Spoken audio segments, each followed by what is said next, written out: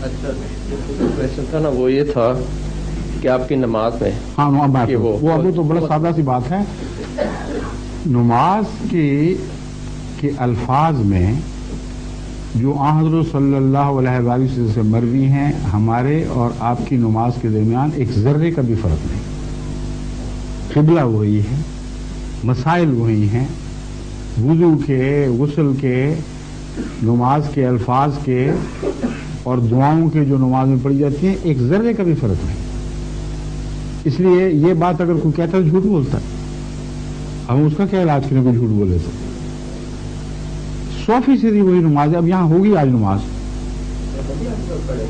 तो हम यही कह रहा हूँ, आप देख लेना। और मैं किस तरह नमाज पढ़ाता हूँ, क्या पढ़ता हूँ, साफ नजर आ जाएगा आपको कि नमाज वो है कि नहीं।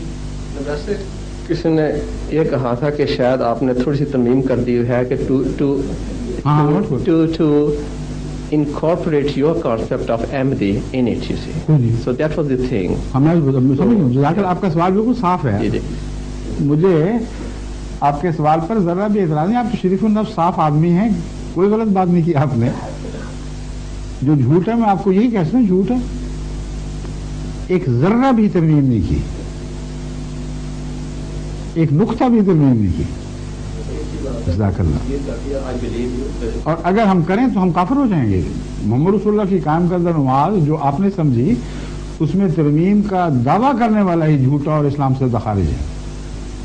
शुक्रिया।